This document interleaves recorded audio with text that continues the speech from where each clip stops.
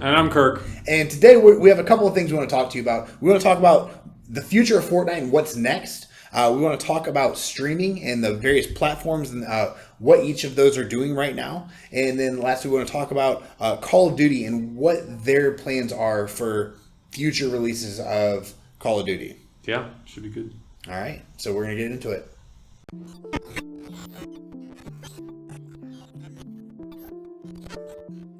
Welcome to the 1000 Lions podcast, meeting at the intersection of gaming, life and memes, featuring Bubba of the Zew, Johnny 1000 and Kerasteen. So Bubba, we talk a lot about Fortnite and we're on year 4, I guess now, started in 2017, but what do you see as the future of Fortnite? What's coming down the pipe? What do you think about where we're at and where we're going? So I think it's going to be interesting. It's funny because Fortnite created like a lot of Fortnite. I know that the Battle Royale thing was like already it already exists, right? You had PUBG and H1. But I think that the next part of Fortnite, like the next step for Fortnite, I don't think it has anything to do with Battle Royale. If you, how much time have you spent in creative? Hardly any. So, how much time have you spent playing Minecraft? A decent amount, right? A few hours here or there, yeah. So I think the next, and they've already said that their goal is to make Fortnite like a platform. I think that Fortnite becomes like a modding place. So right now, if you want to play Fortnite, you have one option, right? Mm-hmm. You download the Epic Games Store as long as you don't own an iPhone. RIP Apple. But you download the Epic Game, not the Apple Game Store. You download the Epic Games Store. And you download Fortnite and you play, or you buy an Xbox or a PlayStation and you download Fortnite and you play. But it's the game. It's Fortnite the game. It's not Fortnite. Fortnite is working on releasing modding tools that will allow creators and developers and server runners to modify every aspect of the game. So if somebody wants to create, we talked before about how cool it would be to go back and play the old map. Mm-hmm. If someone wants to take the time to build the old map and build a BR, and someone will, and somebody will, like there's no doubt about that. But you won't go to Epic to do that. You'll go to this dedicated server to do that. Like the Fortnite game will exist on this server somewhere else. And it's the same way that have you watched any of the Grand Theft Auto the role playing stuff? Yeah. I mean, it's the same idea, right? Like it's that somebody else owns the content. Somebody else, has built out this world. They've built these roles. They've modded the game entirely. So it's still Fortnite. Mm-hmm. It's different. Yeah. That's a really interesting thought and something that would interest me as a casual player, because I do love Minecraft, and I think that could be a really good next step for what Fortnite is, right? So it started out as Fortnite, not the Battle Royale, but you have these forts and and you defend against like zombie hordes. Or I haven't actually played it, but Battle Royale became the big thing. But I really like the idea of maybe with a battle pass, everybody gets their own dedicated server and they can have a certain amount of space that they can put on it, and then you can do any number of game modes or whatever. And they kind of have that with creative now, but I think they could definitely add more to it. So for instance, maybe there's more options for like building things. It's not just like prefab buildings. You can really get into the granular details of like, okay, well, I want these walls and this color or whatever. So that's really interesting. So talking a little bit about the future of Fortnite, where do you think it's at now? Like, what do you think of where they're at right now with the new season? I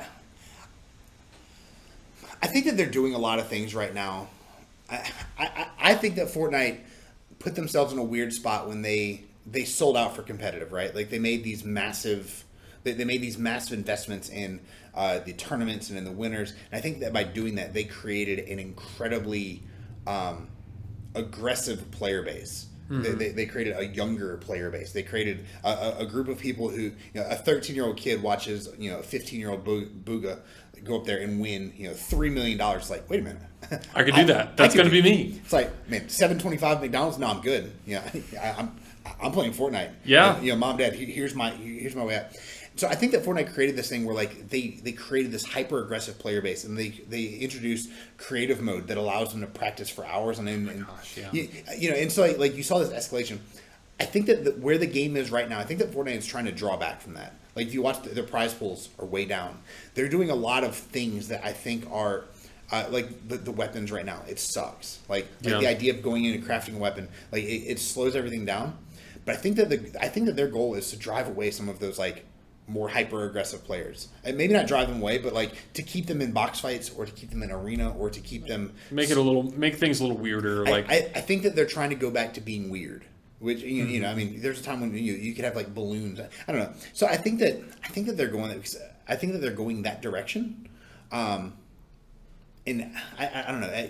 Right now, where the game's at, it's weird. But I think that they're trying to make it weird in an effort to make people that are less competitive want to do it. Yeah, and I respect that. I'm not crazy. I've talked before. Like, I'm not crazy about where it's at now. I think that they've changed like the weapon system a little bit too much. You know, the things that are out in the map. There's dinosaurs now, and animals and chickens, flying chickens, and like weird orb things that yeet you into the sky, and you can put a lift on a Lamborghini. Like like the off-road. I actually do like the off-road tires. I'm not going to lie, but maybe a little bit too much. But it seems like that. I'll give Epic some credit that normally when they do something that's just really dumb, normally they'll course correct in a way that makes sense and makes it playable again. So I think next season maybe if this season is like this big change, then they kind of step back or make things a little bit more intuitive. So I won't question our Epic Games overlords, but and I think that they have an interesting like model, right? Like their goal is to become more than just Fortnite. Their goal is to become Fortnite as a platform, right? Mm-hmm. And we've seen that with the concerts. I mean, the Travis Scott event is still one of the coolest things you've ever seen, right? Yeah. The Marshmallow event. I mean, like there's so much more that they're capable of doing. I mean, they're constantly looking at that, and I think they have to be somewhat concerned with like, right now if you go to Twitch. And you pull up Twitch and you look at like the number, what people are watching. Right now, it's almost always it's almost always Warzone, like kind of leading the day, or GTA if XQC's streaming. But there are days that Nick Merckx has as many people watching him play Warzone as Fortnite has as a genre. And I don't know. So I wonder how much they're watching the streaming platforms. Yeah. I don't know. Streaming's weird too, right? Like, there's a lot of weird stuff going on with the streaming world. As an insider, tell us more. Those of you who don't know, Bubba of the Zew, he's a streamer on Twitch. He's a Twitch affiliate. He just celebrated 1 year streaming. Exponential growth. He won't say it, but I will. It's been cool to see. Everything that's happened, and you stick with it. And I was doing some streaming. I'm not really anymore. I'm going to try to do some other stuff. But Bubba, you really stuck with it. And what can you tell us about kind of where streaming's at now? Like you mentioned that there's like some weird stuff going on. Where's your mind at? So streaming's it's in this weird place right now because I think that it's the future, right? Like I think that it's.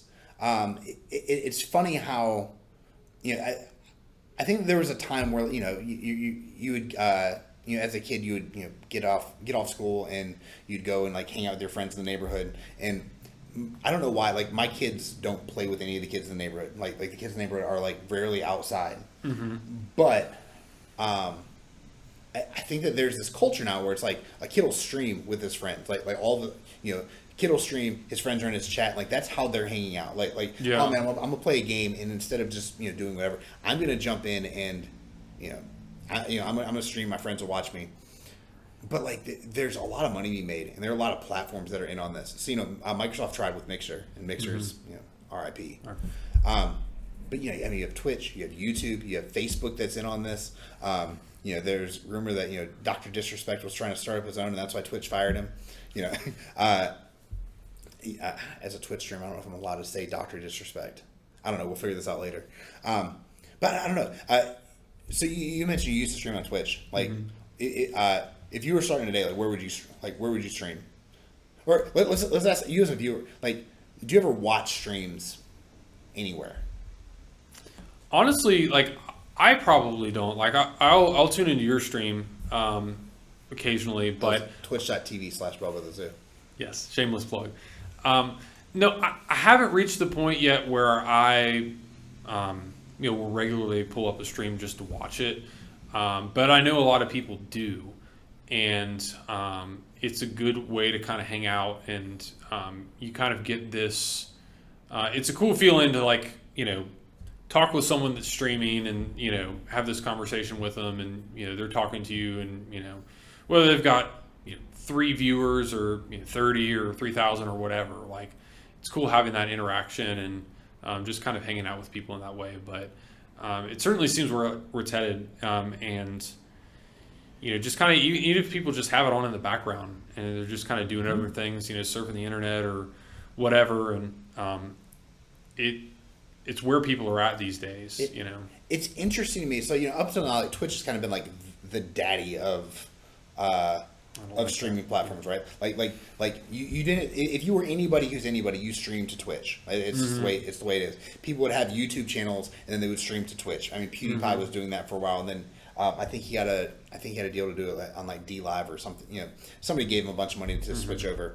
But for the most part, it's always been Twitch. And then Ninja and Shroud took a lot of money and went to Mixer. Apparently, they took all of Mixer's money because then Mixer went under. But what's interesting to me is like people are going to YouTube now. And I know that people are going there, and I know people. I mean, Dr. Disrespect said he had 200,000 people watching him yesterday. I've never been suggested a single live stream on YouTube, which is interesting to me because Google knows that I mean, for a long time I had an Android phone with Twitch downloaded. Like, Google knows that I watch streams. It's interesting. I don't feel like YouTube is like pushing live content. And I don't know. I feel like there's almost too much on YouTube, right? Like, YouTube's like where I go to, watch a video, to watch a podcast, this podcast. I like and subscribe. I do all those things. I watch Mr. Beast video. I watch like a lot of stuff there. I never get suggested live streams. That's an interesting point because I haven't either. And, that's something that, so there's like a brief period in YouTube, and I'm not on YouTube quite as much as, some people like live on there, but there's a while where certain TV channels would live stream.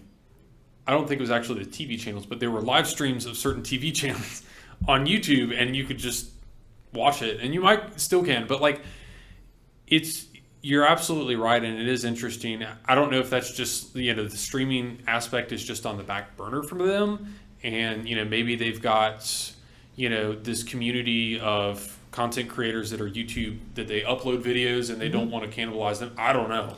Yeah, but it seems like that's something that they would because they're paying a lot of money. They have the subscription model that Twitch has. YouTube has that. Like Courage JD, Dr. Disrespect, Muzel, Lachlan, Laserbeam, Valkyrie. Is it Valkyrie or Val? I don't know if it's Valkyrie. I think it's Valkyrie. I always want to say Valkyrie. She's now an owner of 100 Thieves, so there's that. But all of them are on YouTube, and I've watched like individual videos. YouTube never pushed their stuff, and it's weird to me. Yeah. And Facebook's the same way. Like I'm on Facebook. I have a gaming, I have a Bubba the Zew gaming page set up. So like they know I'm interested in it, but I don't know. I actually get Facebook live streams in my feed. Really? Yeah. It's almost always Grand Theft Auto streams. Normally it will be like, those courses where you're driving and it's like a big, like a big track in the sky or whatever. Like those, I see those consistently on there. So Facebook is at least doing that, but YouTube isn't. So I'm interested to see kind of what happens with the platforms and how that evolves. I have a feeling that things are going to be a lot different a year from now, 2 years from now. Yeah. It seems like that it's such a emerging field that there are going to be a lot of changes and growing pains, and does Twitch stick around, and are they going to be the juggernaut the whole time, or are they going to go the way of like AOL or something where they used to be big and then become something else? I don't know. It'll be interesting. I think Twitch needs this. Twitch is still the place to go for live streaming because it's the only thing they do. But I think they have some changes and some stuff they need to figure it out. With all of these platforms, the thing to stream right now is Call of Duty. Warzone is the place where everybody's going. Nick king right now. Yeah, Nick Merckx had like 370,000 people watching him. When the new season dropped. What do you think is next for Call of Duty? So, Call of Duty had Modern Warfare that dropped last year, which was incredible. It's the best version of Call of Duty we've had in a long time. Then this year you have Black Ops Cold War, which is also a good game. But they have the Warzone, which is like this like weird bastard child between the two, where you have weapons and loadouts that you can mix and merge, from the two. And it's already, there are like 1,000 guns that are constantly in the game. Yeah.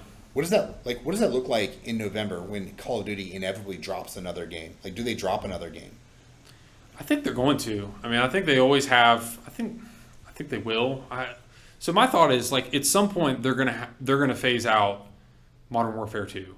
As great of a game was in. You say that, but they just released a new gun for it like 2 weeks ago, 3 weeks ago. Right, but so and we talked about this earlier, and it's weird for me that I always assumed that I knew that Call of Duty came out with a new game every year, every new November, October, whatever, new Call of Duty game, mostly the same, but still got to go buy it because everybody goes plays multiplayer on that.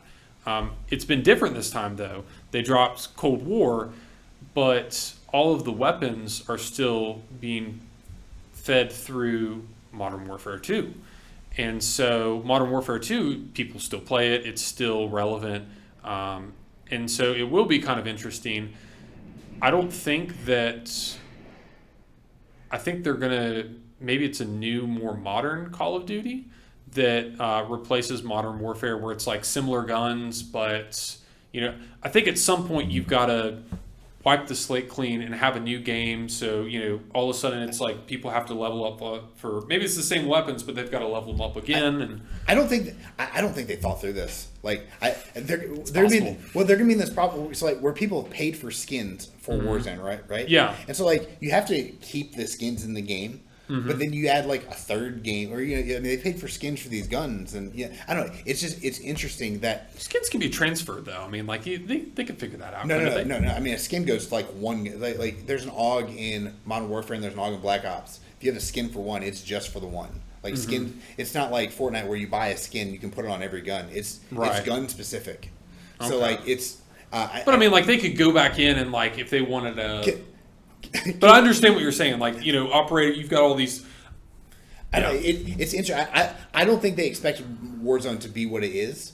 I think that they expect it to be kind of like Blackout was, where it's a quick cash grab, something to distract people from Fortnite, and then it's had staying power. And they're like, oh man, we have to merge all of these things in here. And I think that come this fall, it's going to be really interesting how that merger goes. But we have to give a shout out to Activision. Because they found a way, I've been thinking for years that, the future is free games, right? Fortnite's free, Rocket League's free. And, the reason it's free is because you buy these battle passes, you buy these skins. Activision said, screw all that. They're still charging you $60 for a game. They're still selling you a battle pass, and they're still selling you skins. They're making so much, yeah. They have found a model where you're going to buy a new game every single November, and you're fine with it. Yeah. Shout out to Activision, but I think that they have their hands full in trying to figure out what the next steps look like.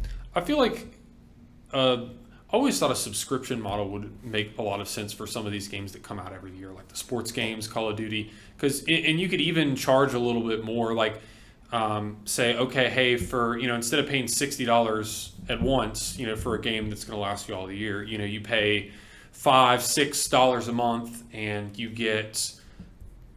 Each month you get all the updates and the battle pass and skins and whatever, but then it's just that's what.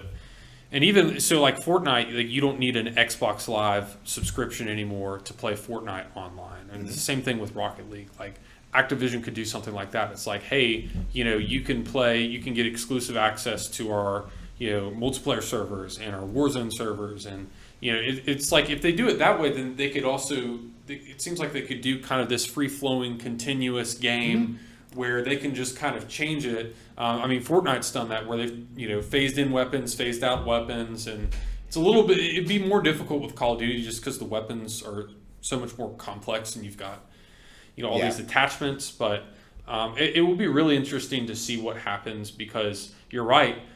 I never thought the Warzone was going to last as long as it has. I thought it was just going to be something that it's like, hey, Fortnite's really popular right now. We've got to get a battle royale out there, but people really like it, and I feel like it's driven me to buy the multiplayer game, which turns out I really like. I never thought I would. New Broken Gun comes out. You can't just jump out there with nothing. It's like, I need to level this up. Yeah. I do that by jumping into shipment for the next 3 days and just grinding a pistol while I die 45,000 times. Yeah. So, if they do it right, one can continue to feed on the other, and they can continue to, it kind of self-sustains itself. But it'll be really interesting to see. They have their hands full. But if they're going to stick with one game, Modern Warfare is definitely a game to kind of make your platform. That was a good game. Instant classic.